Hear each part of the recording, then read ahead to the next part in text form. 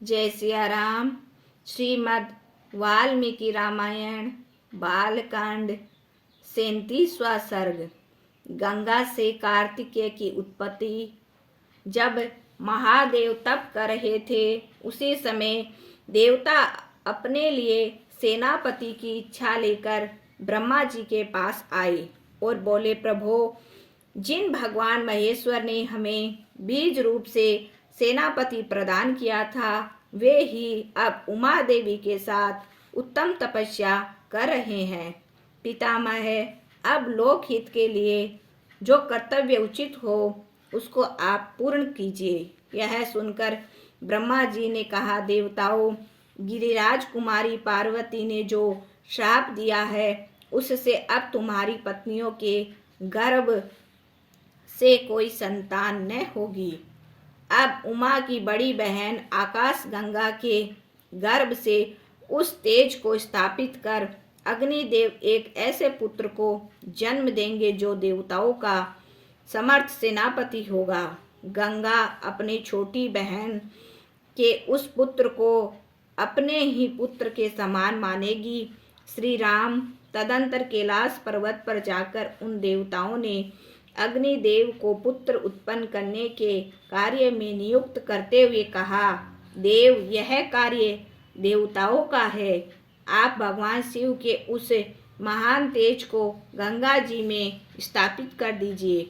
देवताओं की यह बात सुनकर अग्निदेव गंगा जी के निकट जाकर आकर बोले, देवी, आप इस गर्भ को धारण करें क्योंकि यह देवताओं का प्रिय कार्य है। गंगा जी ने यह सुनकर जल रूप को छोड़कर रमणीय रूप धारण किया।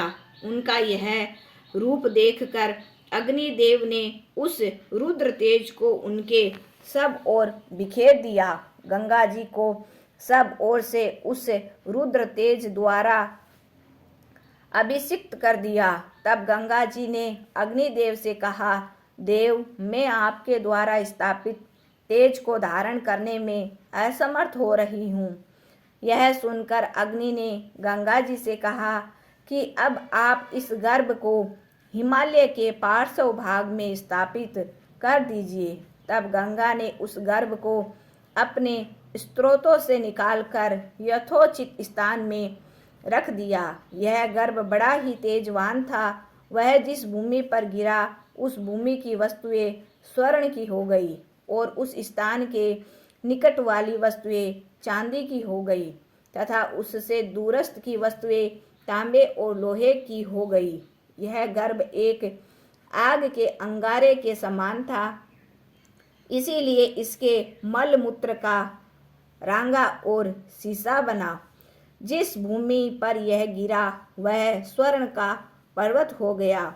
इस गर्भ से जिस बालक का जन्म हुआ देवताओं ने इसे दूध पिलाने के लिए कृतिकाओं को नियुक्त किया, इसीलिए यह बालक कार्तिकेय कहलाया। श्री राम कार्तिकेय गर्भस्राव काल में स्कंदित हुए थे, इसीलिए देवताओं ने इन्हें स्कंद कहकर पुकारा।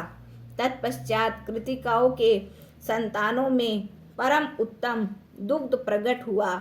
उस समय स्कंद ने अपने 6 मुख पैदा कर उन 6 का स्तपान किया और अपने पराक्रम से दैत्यों की सारी सेनाओं पर विजय प्राप्त की और देवताओं के सेनापति बने।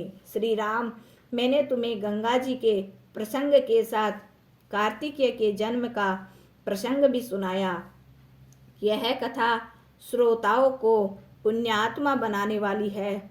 इसी प्रकार श्री वाल्मीकि निर्मित आर्ष रामायण आदि काव्य के बालकांड में 37वां सर्ग पूरा हुआ। जय सिया राम। जय जय सिया राम।